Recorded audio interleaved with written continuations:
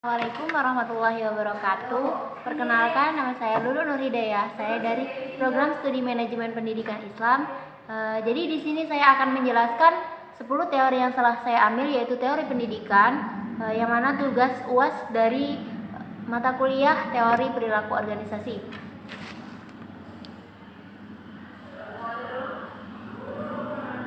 Jadi yang pertama yaitu teori pendidikan menurut Muhyiddin Syah, yaitu dalam bukunya Psikologi Pendidikan, yang mana pendidikan merupakan usaha yang secara sengaja dari orang tua yang selalu diartikan mampu menimbulkan tanggung jawab moral dari segala perbuatannya. Kemudian yang kedua yaitu menurut Undang-Undang Republik Indonesia Nomor 20 Tahun 2003 tentang Sisdiknas. Jadi pendidikan adalah usaha sadar dan terencana untuk mewujudkan suasana belajar dan proses pembelajaran agar peserta didik secara aktif mengembangkan potensi dirinya untuk memiliki kekuatan spiritual keagamaan, pengendalian diri, kepribadian, kecerdasan, akhlak mulia, serta keterampilan yang diperlukan dirinya sendiri, masyarakat, bangsa, maupun negara.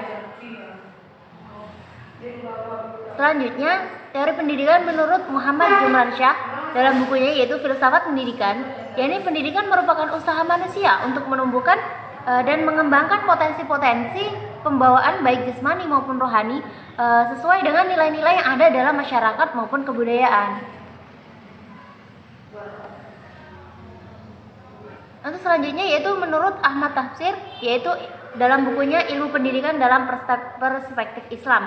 Jadi pendidikan merupakan bimbingan atau didikan secara sadar yang dilakukan oleh pendidik terhadap perkembangan anak didik baik jasmani maupun rohani, menunjukkan terbentuknya kepribadian yang utama, yaitu mengembangkan pribadi dalam semua aspek.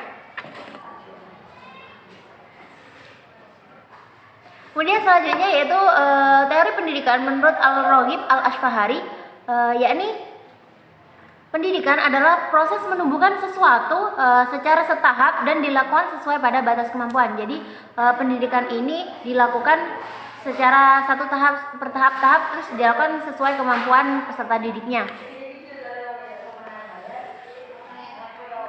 Kemudian selanjutnya yaitu menurut Zahra Idris dalam bukunya yaitu Dasar-Dasar Kependidikan. Jadi pendidikan merupakan serangkaian kegiatan komunikasi yang bertujuan antar manusia dewasa dengan anak didiknya secara tatap muka dengan menggunakan media ataupun alat dalam rangka memberikan bantuan terhadap perkembangan peserta didik itu seutuhnya. Kemudian teori pendidikan menurut Sutari Imam Bernadib, yaitu dalam bukunya Mengantar Ilmu Pendidikan, yang mana pendidikan merupakan pemberian bimbingan dan bantuan rohani bagi yang masih memerlukan. Jadi pendidikan yang dimaksud Sutari Imam Bernadib ini pendidikan atau bimbingan atau bantuan seseorang itu untuk orang yang membutuhkan ya. Untuk selanjutnya yaitu menurut Majo Eko Susilo dan RB Kasihadi, bahwasanya pendidikan ini adalah daya upaya untuk memajukan budi pekerti dari kekuatan batin, pikiran ataupun intelektual dan jasmani anak. Untuk teori pendidikan selanjutnya menurut Sumitro dalam bukunya yaitu Pengantar Ilmu Pendidikan, bahwa pendidikan merupakan proses di mana potensi-potensi ataupun kemampuan-kemampuan manusia yang mudah dipengaruhi oleh kebiasaan-kebiasaan dan disempurnakan dengan kebiasaan yang baik dengan alat ataupun media yang disusun sedemikian rupa dan digunakan oleh manusia untuk menolong orang lain atau dirinya sendiri dalam mencapai tujuan yang telah ditetapkan.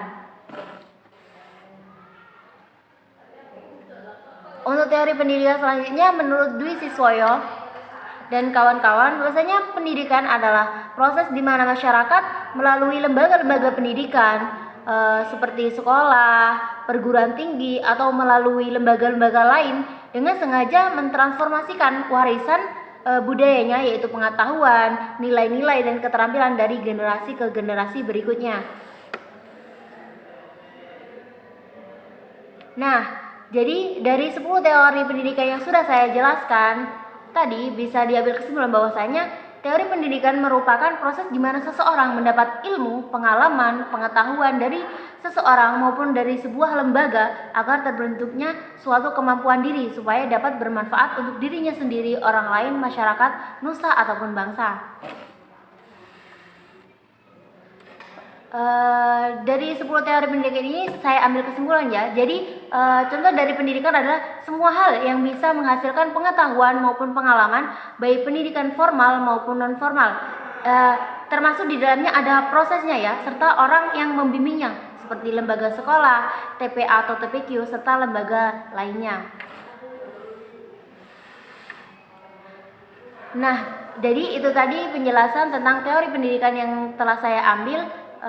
Kurang dan lebihnya saya mohon maaf. Bila teman-teman ada yang kurang paham, silakan komen ya di kolom komentar. Jangan lupa like and subscribe. Terima kasih. Saya akhiri. Wallahualam. Assalamualaikum warahmatullahi wabarakatuh.